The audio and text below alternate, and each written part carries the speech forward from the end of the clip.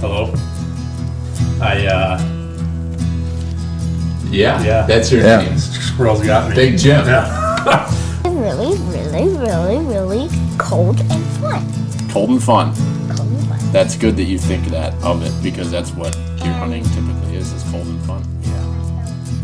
Yesterday morning, I'm glassing up on the pass, and I see these deer moving, and I'm like, ooh, there's some deer moving. All of a sudden, I just see this person just head down, just hauling ass, wearing shorts and a t-shirt with a pack on. And I'm like, is that Tard? My dad always talks about floating through the woods like the autumn breeze. So Robert's when you're the 275 pounds, I don't know how you do that, but the Freightliner. It's just like a creeper. You're just kind of up in the corner watching what's going on down there. Yeah. You know. He's like, he's up there slapping it, pissing all over everything. Is it warm yet? How did you know the name of the actor? I know. How did you say his name? Hervé Villechaize.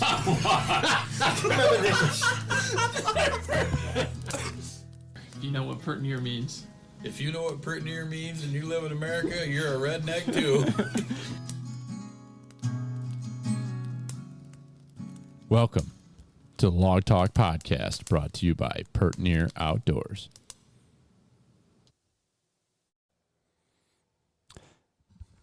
It's that time of year. It's that time of year where we all need to be thinking about, do we have everything we need to hit the woods? Chances are you don't, and if you think you do, you probably could use some more. So how about you go over to thehuntworks.com and check out all the incredible products these guys are carrying. This is a great family, local store. Dan and Steve Dunnigan, a couple hardworking sumbitches. They are now carrying archery equipment, everything from bows to arrows to broadheads, quivers, you name it. So on top of all the great tree stands and box blinds that they're carrying, they're now a full-on archery dealer, and really recommend that you check these guys out for your next big purchase. Head over to thehuntworks.com to see what they've got for sale, or if you're local in the Rochester area, head on over to their store in East Rochester on Dispatch Drive and check them out. They are on social media, The Huntworks, and also online, like I said. And if you purchase anything online, you can use promo code FEEDIN'Em to get 5% off, and that's FEED, FEEDIN, INUM, 5% off. Feed 'em. Hey, Big Willie with you, guest hosting for Slick, and he's off doing what he does with his day job, and I'm hanging around up at camp, and I got a young gentleman with me here that came up to tour the property and is studying forestry, so it's pretty cool, and I thought maybe he'd like to jump on and do a podcast with me. So we had I don't know, what time is it now, Jonas? It is 2:16. We met at 9 o'clock, and we figured we'd be done by noon. And so far we had an awesome lunch after 4 hours of gallivanting around the property, and now we're going to do a podcast, so I guess I'll mow the lawn tomorrow, you know. But so, again, with me today, I have Jonas Compange. How did I get that right? The name? Yes, sir. There you go. So it was just like 10 minutes ago I found out his last name. But anyways, Jonas is with me, and Jonas, why don't you tell us a little bit about yourself and where you're from and what brings you to sitting here on the porch today? All right, absolutely. So my name's Jonas. I'm a resident of Pittsford, New York. I'm just about a town over from Bill here. I'm really interested in forestry, obviously. I'm studying it up at University of Vermont. Really got into the outdoors primarily through my involvement with Boy Scouts. I'm an Eagle Scout and really fell in love with camping in the outdoors through spending time with my troop. And so when I got to university, I thought I might want to study something related to environmental science and the outdoors. So I went to University of Vermont as an environmental science student to begin with. I took one course my freshman year called dendrology, study of trees, dendro being the Greek root for tree, and absolutely fell in love with it. What was it called? Dendrology? Dendrology, yeah. Okay. And so I took that class, and it was a basic kind of tree ID and learning the basic botany and biology of how trees grow, how they, expose themselves to light, compete, and everything like that. And I knew right there, I was like, this is the thing. I got it. So I switched my major, So you switched it after your first semester? Yep. Yeah, that didn't first take semester.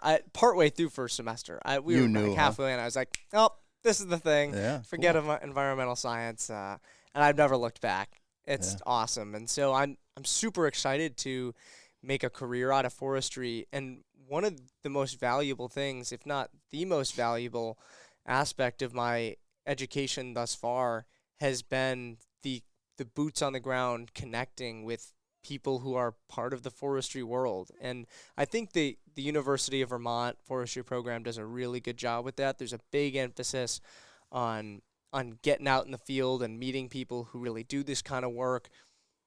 And so through that, I've been able to interact with foresters, with landowners, with people, who are running sawmills and all kinds of operations out in the woods.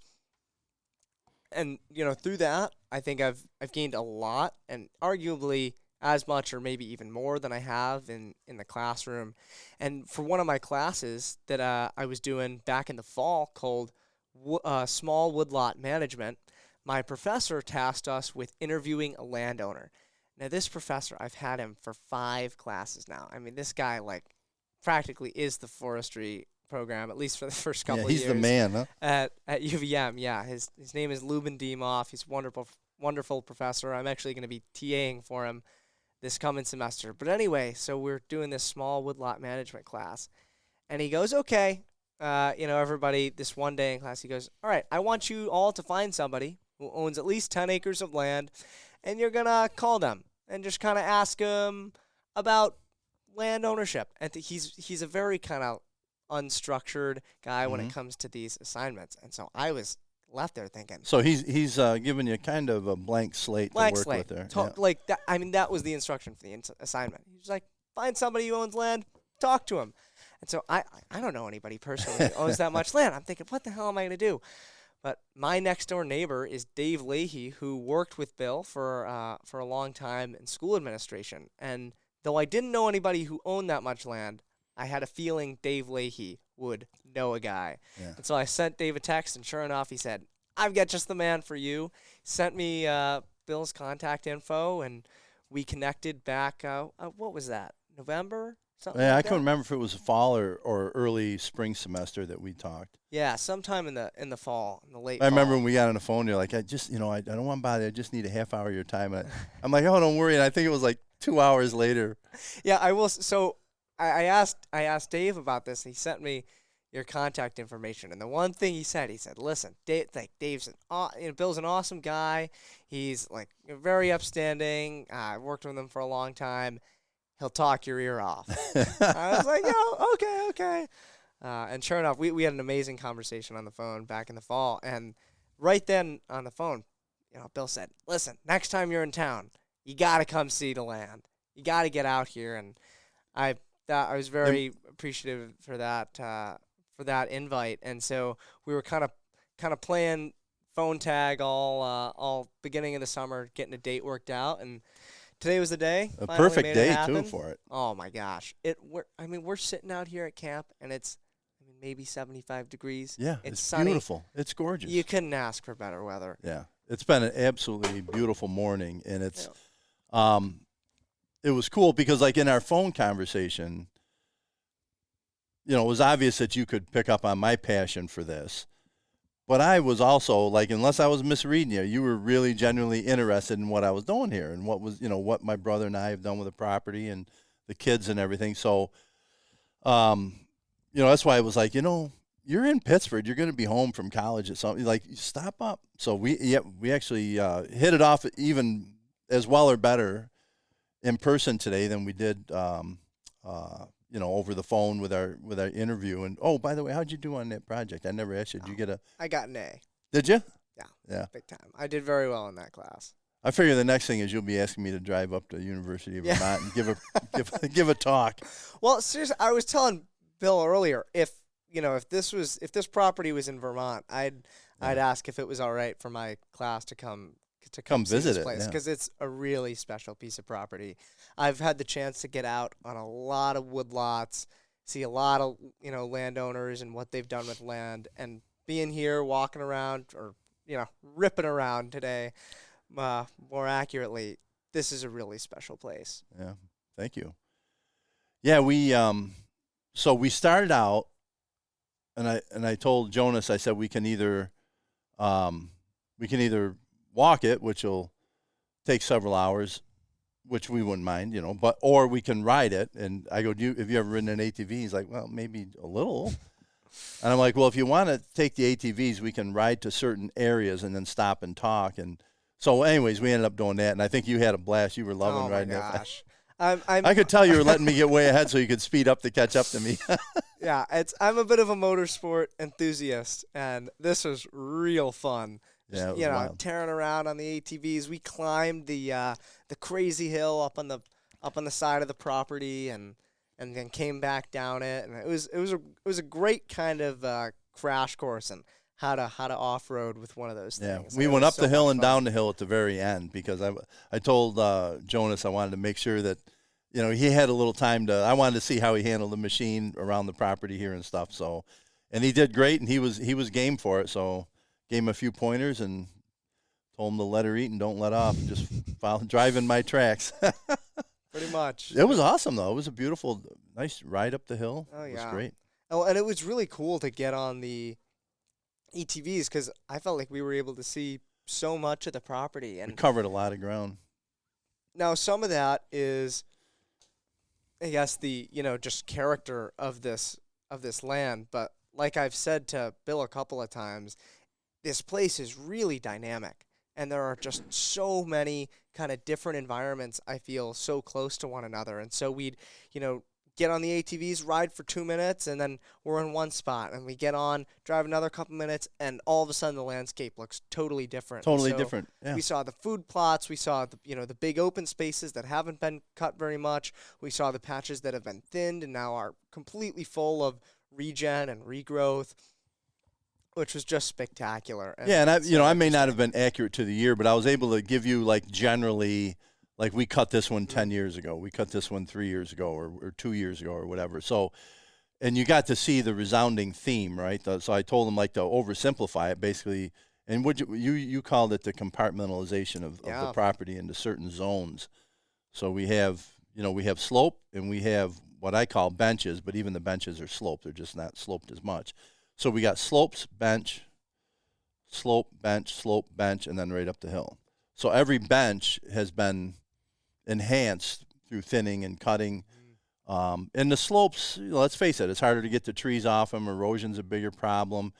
So, if we have open stands, they tend to be on those sloped surfaces. So we've had, and then we went down by the pond. I got to show you down by the pond and some of the giant oaks we got down there. Oh, they're hickories beautiful. And everything else. Incredible down there.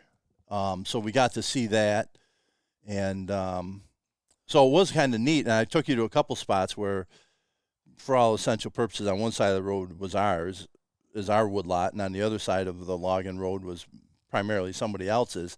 And you could see the difference, right, in the wide open, no management, no understory. So it was easy for you, and I think that's where I can envision that being so helpful to someone getting into this and studying forestry, to go out and not that we're doing everything right. I'm sure we're not, but the point is you can see what we're doing. We have a plan. We execute the plan. And, you and I also talked about the value, we talked about the value of trees, and I told you about my buddy Cal that came out and looked at the property, and he, we're showing him these red oaks, our prized red oaks, and he's like, deer don't like them in the fall. I'm like, no, I know. He's like, well, why do you save them then? And you and I got talking about, that there's other values that these things bring to the property. One of them is just the aesthetics, right? And absolutely. I mean, those trees are gorgeous. We took some pictures of you by them down by the pond. They're huge. And I think it's so important to focus on those other ways that value can be derived from trees, from a landscape, and it's, I think, easy to get caught up in just the numbers of monetary value and, well, if I cut here, how much can I take out of it?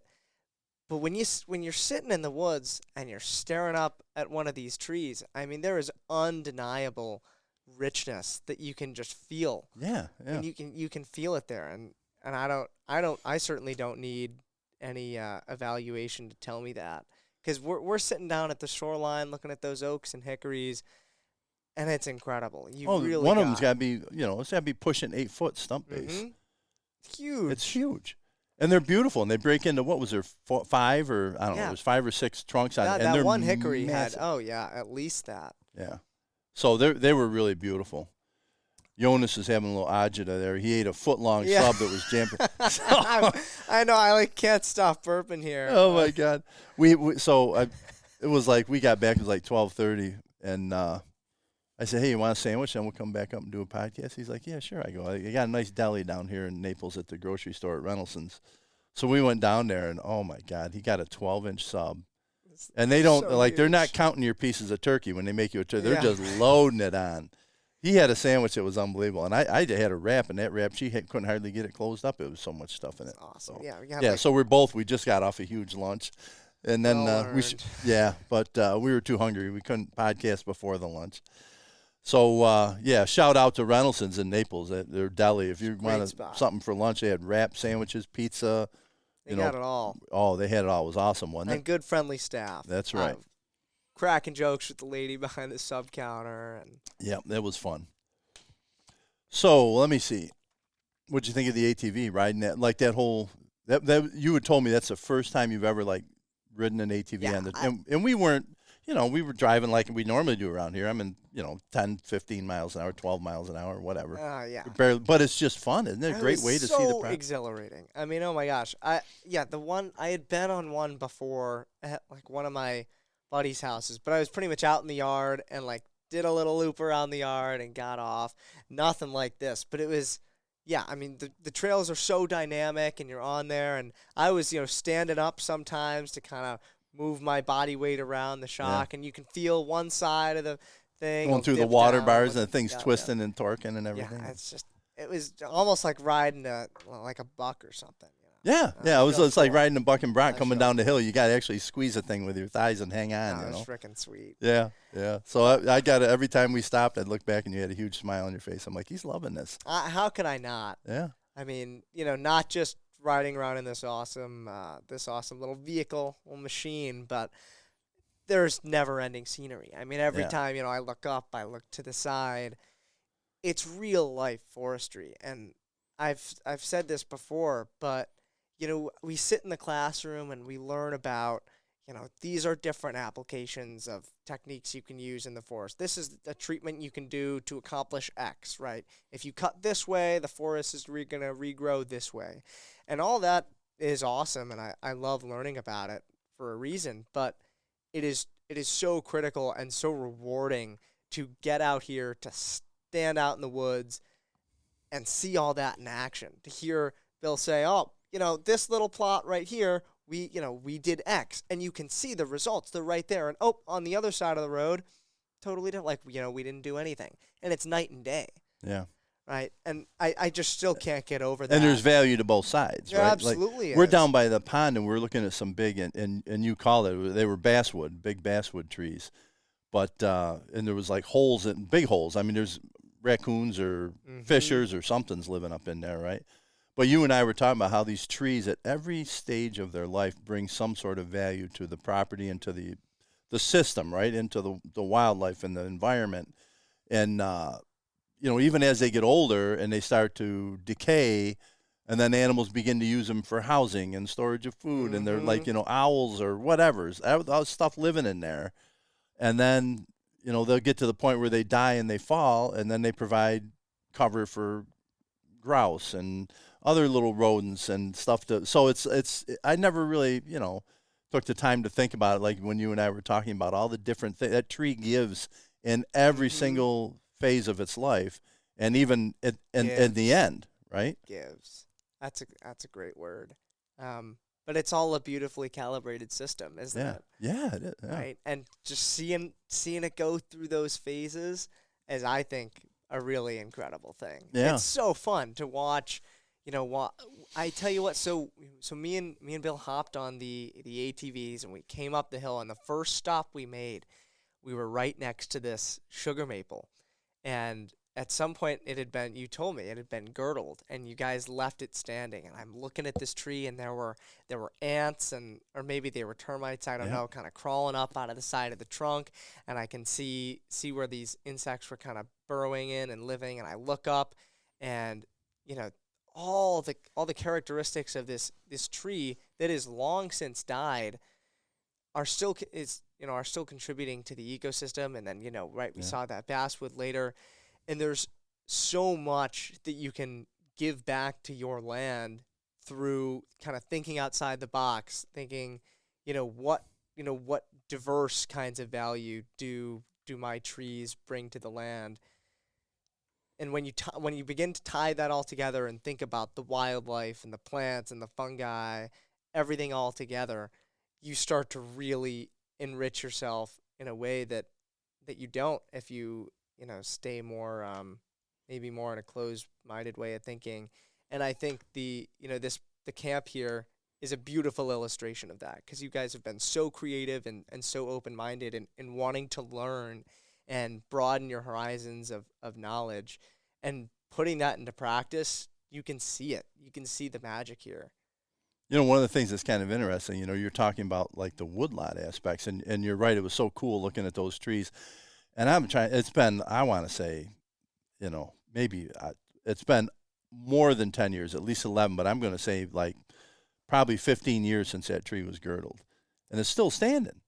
Still provide, and it was, I told you I enrolled in a government program, and one of the things that I had to do was like enhancing habitat not for like deer, but for other wildlife species. And I had to create snag trees and document them. I have a whole report and photo documentation, but that was, that was a snag tree, and that tree's still standing, still doing it, and you picked up on that, And, but the other thing is, like, we go a short distance on the four-wheeler, next thing you know, we're talking like agricultural processes, no-till versus till, and like how the plot's doing, and and I showed you some of our expansion work that we're working on, and so you really got to see food plots. I showed you one that we did. What did I say? It was 2.5 years ago, in January, that we cut it, and it's like overgrown, very heavy, but we never got a machine in to dig the stumps out. Then we got one we did this past January that is cleaned up pretty nice. The stumps are very evident. It would be a good time to get in and pluck them out if we get a machine in here soon. But and then that plot, we didn't do much with that plot because we were skidding logs through it and there was trees in it and everything. But I showed you how we like pushed some of the treetops back up into the woods, and we left gates. We left openings for the deer to walk through. There's a deer trail coming right through it. They're using it already, right? So a lot of different things that we were doing from growing standpoint. And then I showed you that stand that I had. I call it the bull metal stand. And I stopped and I go, what's this here? Because there was looked like little, I didn't identify. It looked like a little tree, but it also looked like, maybe some weird leaves on it, like it might have been raspberry or something. But anyways, it was, but the tops were there was a couple of those little bushes. The tops were all eaten off. I mean, you kneel down, you're looking at them, they're like, this leaf looks like an ash leaf. And so we used my app, and they were white ash. And the deer are in there eating them right off, So it's not always about having clover, alfalfa, wheat, buckwheat, cereal rye. Those things are all great in the food plot. But there's other stuff in that food plot that I don't know what it is, and we'd have to identify it. They're like native or non-native species. But the deer are out there feeding it. Like I told you, I got pictures of them. They're out there eating. They're eating. But if we didn't plant anything, the deer would still eat here, right? They're going to eat. But through kind of leveraging your knowledge and getting those maybe incremental, marginal, increases in how habitable, how encouraging that space is to the deer. Like you said, you can't control the deer, but you can predict what they're going to do. Right. And one of the moments I've really loved today was when we're at the bowl clearing. Bill was telling me about how he had put the slash up, and you were saying, I did all this very intentionally because I want the deer to come through this way. I want them to have a path to go through. And we walk over to the little clearing, and sure enough, right in the clearing, there's some deer tracks they kicked up and a little pile of deer scat. And they're walking right through there. You're using it.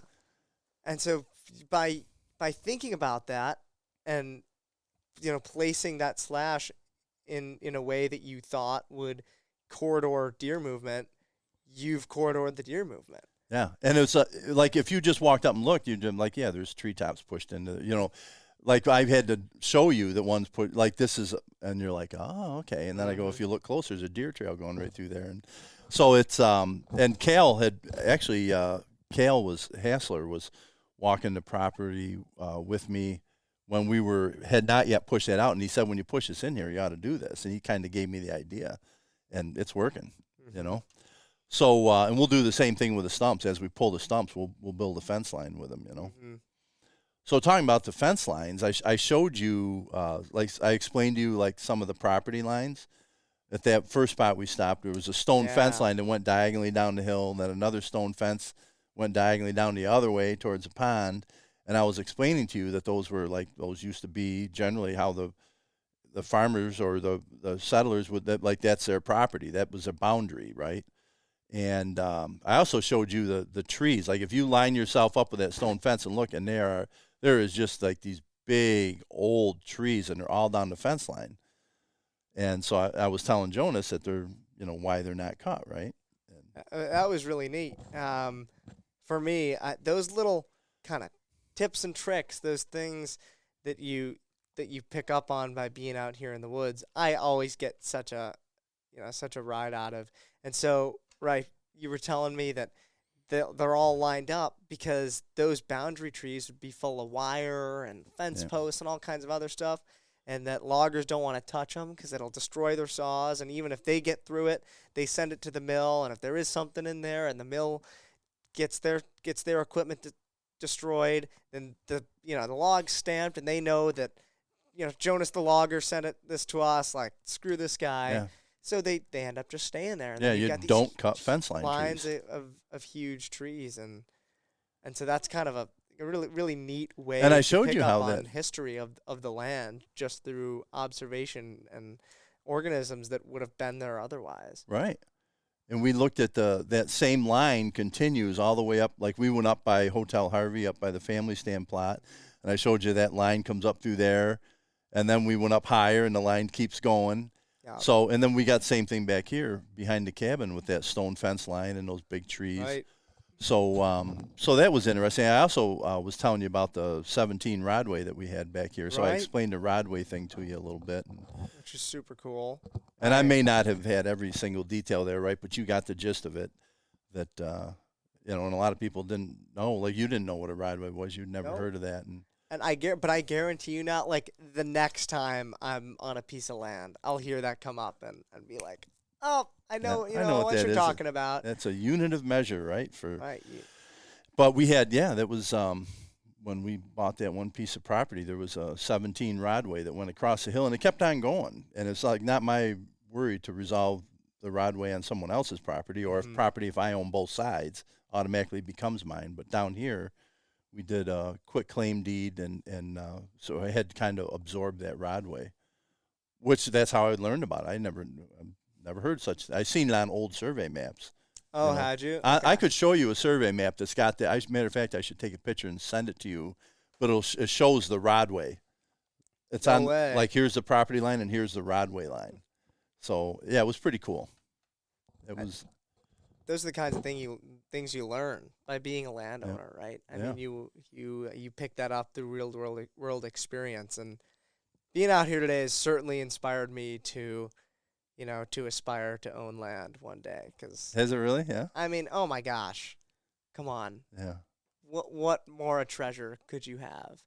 This is amazing, and to get to then build the kind of the history of it with people who are close to you, bring buddies out, go hunting with your brothers, with your dad, with your sons, having all that love and all those memories tied into one place that you have the reins over. Yeah, that's well said. That's incredible. Yeah, it is. It's pretty cool. And now you're not a hunter, right? So not yet. And this was another big theme of the day for sure. I mean, obviously, you guys bought this land to start hunting to begin with, right? But I've never hunted.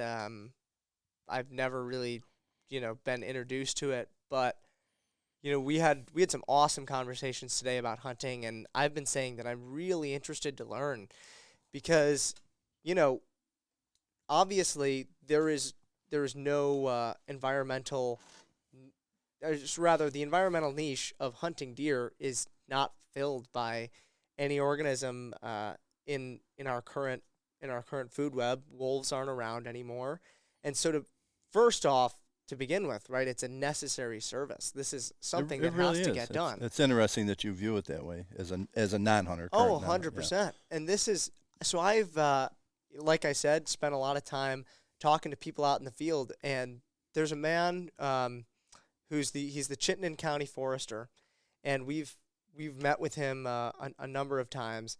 He's brilliant. I mean, this guy is just, we were talking about lenses you see the woods through earlier. Yeah. I mean, the way that this guy walked through the woods with you and talk about what he's seeing is amazing. And he's said to us every time we've met with him, guys, please, if you have any interest in hunting and any interest at all, please start learning, get into it. There are tons of communities. People want to teach you. Really? Because, So he was promoting. Big proponent because he sees, and maybe this is more of an issue up in Vermont than here, but when deer are overpopulating an area, new tree saplings aren't able to establish because they just get chowed off by the deer browse. And so he hunts. He's a big hunter. He does a lot every year and is a big advocate for it. And That's an awesome that he's environmental, encouraging you. as an environmental protection measure, because it's right, like I said, something that's got to happen. And so that's the whole kind of one half of it for me is I view it as something I could do to benefit the ecosystems around me, which is something I absolutely really interested in. Sure. But then on a more personal level, and we talked about this earlier today, it's something I'd really like to do for the way that I consume food. I've got a lot of ethical quandaries with the factory farming system, and I eat meat today, but it's not something that I love engaging with personally, just because it kind of the factory farming system bothers me a little bit. But I would still love to eat meat, and so the natural solution for again, me and my personal beliefs on that front is to procure that meat myself. And hunting deer, which already need to be removed from an ecosystem to keep the balance of things healthy, and then doing that and getting awesome, field reared meat out of it is just a win-win-win, right? And being being someone that wants to eat meat, I think I should have the will to pull the trigger myself if I want to consume other animals, which I do. And so I'd like to be plugged into that, and I'd love to go hunting, really connect with my food in a more intimate way, because when I go to the grocery store and I'm buying meat that's all sealed up in plastic, I don't know where it came from. I don't know who raised that animal. And again, I don't want to shame anybody else, and I do that plenty. But I just, when buying meat that way, I'm kind of like, I don't know. This feels very, very artificial, and to plug in that really, really visceral way through hunting is something I absolutely would love to do. Yeah. And I think it's going to make me just feel a lot better about my nutrition, about where my food comes from, and then hopefully to one day be able to do that for my family, to go out and hunt and provide meals for the people I love through something that I feel morally sound with is just so appealing. It's like that turkey sub you had for lunch. If you had actually killed that turkey up on the side of this mountain, that would have tasted in May, 10 times and better, right? That's about the only thing that could have made it better. But yes, Ed, and I had it was funny because you asked me, what do you do to, when you get a deer, do you take it somewhere and get cut up? I'm like, well, actually, I have a butcher shop.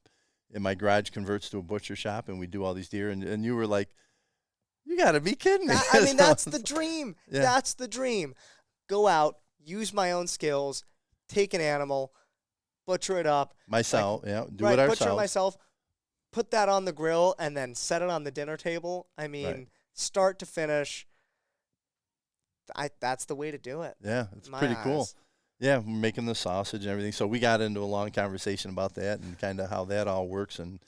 But yeah, I had told you that, you know, when Billy first got going, my oldest son, on this Pert Near Outdoors, and you know, he was deeply focused on you know, recruitment, retention, and the other one has to do with like re-engagement. I forget what his term is for the 3 R's, but you know, people that have maybe drifted out of hunting, getting them reintroduced to it. And I told you some stories about some of the young fellows that were friends with Billy's that really weren't hunters, wanted to be hunters, and he kind of, for lack of a better term, mentored them, got them going, and you know, I told you, I go, that's exactly what we're about. You know, I mean, if I don't really know any, like the people, if I know somebody and they don't hunt, they probably don't want to hunt, right? But a younger person going, hey, I would like to do that, but like, I understand it was like, to be in your shoes, you'd be like, I don't know, where do I start? And you're going to make a ton of mistakes before you get it right, you know?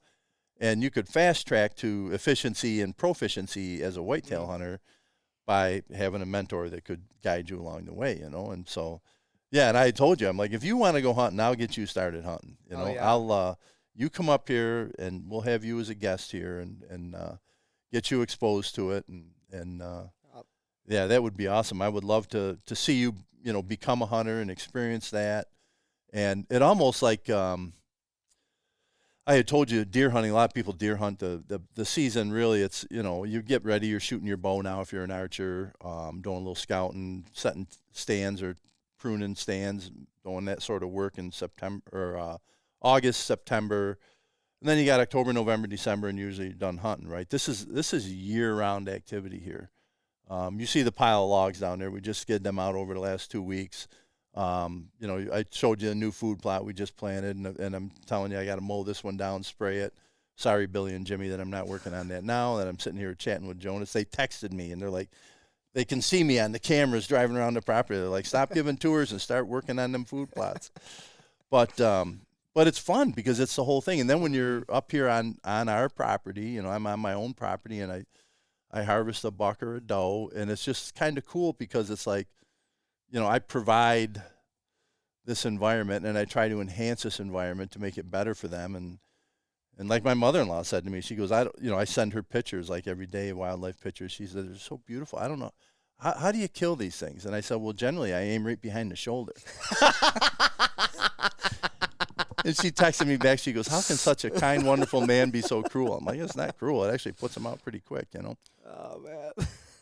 That was good. But she did. She goes, how can you kill these things? I go, I aim right behind the shoulder. That's good. So, yeah, hopefully we get you back up here and do a little hunting. Absolutely. I'll be I home told for you the story Thanksgiving. about David, my nephew David, and last year with the bow, he wanted to try bow hunting, and so he came down to my house, and I set him up with my bow, and we made some adjustments, and he shot, I don't know, probably 24 times, and then he came up here. We spent the night at the camp. He got up in the morning, went and got in that bull meadow stand, and shot himself a little buck the next day, and it was like, I've never seen anybody, he's That's just wild. Yeah. So, and he was like, oh my God, I love bow hunting. So I'm like, you can keep it. Keep the bow. It's yours. That's awesome. Yeah. So he's got that bow Heard now. it. But yeah. So it's fun. So what's next for you? You said you graduate in May. What do you, like what career path? Well, there's so many pieces, right, to the forestry thing. So many pieces. So I'm thinking right now that when I graduate in May, I'd like to go do a season of wildfire fighting out west. Wildfire management is super interesting to me. Obviously, it's very pertinent to the health of our nation's forests right now, and it's a big threat, and there's no shortage of jobs. Yeah. So yeah, it would actually be employment for you. I mean, you would take that on as a job, just kind of for the experience and everything. Yeah, mostly for the experience. I mean, it's something I feel really passionate about going and doing. I initially had plans to go to it last summer and ended up turning down some positions to go do an internship at Cornell instead, and although I had to pass it up last summer, it's still something that stayed really strongly with me as an interest. So I'm thinking I'll go do that for at least one summer. If maybe if it grips me and I want to make a career out of it, then I'll do that. But one thing that's, I think, hopefully going to be a part of my career picture long term is GIS. That's geospatial information systems. Or geographical information systems. Geospatial technology is how, anyone's doing anything in natural resources these days, from foresters to wildlife biologists to park management. It just allows you to work on much larger scales than you would otherwise, and the amount of data that are available is really pretty mind-boggling. And so I took one class in geospatial this past semester, and I've not been a big computer guy most of my life. A little bit of a Luddite, but even though it was really challenging, I saw how much potential there is in that, and how much you can get done if you're able to incorporate GIS into your work. And so I've decided I'm going to do a minor in geospatial technology. I'm going to be TAing for that same class this coming semester, which I'm really excited about. And so I'm thinking long term, that's, maybe not going to guide my career, because I think GIS is going to be a part of a lot of fields coming up. And it already kind of is, but, that'll be in the toolbox. I'm really interested in consulting forestry, and we were talking about Bill's neighbor here, the Future Forestry Consultants, I think it is. And that's exactly the kind of business that, to me, sounds like it could be a great fit. So I don't know where I'll end up doing that, but Western New York's certainly got an undeniable beauty to it. And as much as I've wanted to kind of get out there and get away from home, the more that I get away from Western New York, the more that I realize how special it is. And so, yeah, that's cool. I don't know where life will take me long term, but this is not a place to cast off, at least in my eyes. Yeah, that's awesome. Yeah, the GIS it's intriguing. It's amazing, some of the stuff, and I did that with with my background in transportation, but also with the woodlot stuff and everything. And then the different mapping layers you can turn on, and I've done that with Ontario County has a link that you can go onto the GIS, and you can look at different ortho imageries and seasonal too, so you can see where different tree species. You know what I mean? Yeah. And so that's pretty cool, and I think that'd be very interesting to understand more about that and how that's done. Mm-hmm. Well, and that was kind of, I took this class, and it felt like I got like a little scratch off the surface, and I was like, I gotta know more about what's going on. So it's called geospatial? Yeah, geospatial technology, or geographical information systems is what GIS stands for, but it's all really the same kind of thing, that the satellite mapping and applying that data to real life work. And it is amazing. This class I took was more geared towards the natural resources field, but there are, it's harder to think of people who can't use GIS in their profession than people who can. Oh yeah, they're so it's unbelievable. I know even in urban areas, like you can use that to measure, like you can measure roof, like square footage of roofing, and you can so for contractors and engineers and architects, and there's just it's unbelievable once you get. I just saw some of it. There was a company. Can't remember the name of it. Even if I do, probably shouldn't say. But those guys are. It was born in Rochester, and they did some incredible stuff that's known probably nationwide, if not worldwide now. But I know that as a public entity, when I was in public transportation, they I had a sign in for it, and I could go in there, and it was just blowing my mind. It was so cool. The stuff in 3D imagery, and it's my God, because they've got LiDAR that you can then integrate with everything now, and crazy stuff. Can't believe it. Yeah. So you'll either be a computer genius figuring out how to use all that stuff, or you'll be running through the woods marking timber and hey, maybe both, man. Or maybe a little of both, right? Maybe a little of both. It certainly feels like one of those things where if you if you know how to use that tool, it's just going to carry you so far. Right. And, I figure pretty much no matter where I end up professionally, knowing GIS is just going to be handy. Right. That is not imagine going to it hurt. being. That ain't going to hurt things at all, No, is it? so why the hell not? Yeah. But I can't lose touch with all this, right? Yeah. As useful as those computer tools are, and as excited as I am about them, this is what it's all about. Yeah. Yeah, and we couldn't ask for a better day as far as temperature-wise. We had a nice cool morning, low humidity. It's been beautiful out here. And I got to tell you, I mean, like I said, we thought we'd be wrapped up in 3 hours and I'd be mowing lawn. It's 3 o'clock. So we've been twice that long, and I've enjoyed every minute of it. I've had a great day with you. I really appreciate you coming out and visiting with me, and I hope you take me up on it. And I told you about some of the online license training, some of the hunter safety training that you can do, and I'm not positive. I think New York still offers it online, and I had mentioned to you that I went to Colorado last year, and I had to produce my hunter training certificate number, and I couldn't do it because I did it in like 74 or something. I don't know where the heck it is, right? So I'm like, it'd be fun I'll take the course again. So I took it, and it was really good. I got, it was interesting to be a 50-year hunter taking the course, but it was, and so I got it, and I got my card now. But get your certificate, and I would love to host you up here for, a hunt. If you're home for the Thanksgiving holiday or something, get you up here and take you out, do a little deer hunting. All right. I'm on it. Thank you so much. I bet. appreciate your time today, and thank you for showing me such an incredible piece of your life. It's been my pleasure. All right. Thanks, Jonas. That's all. Thanks, folks.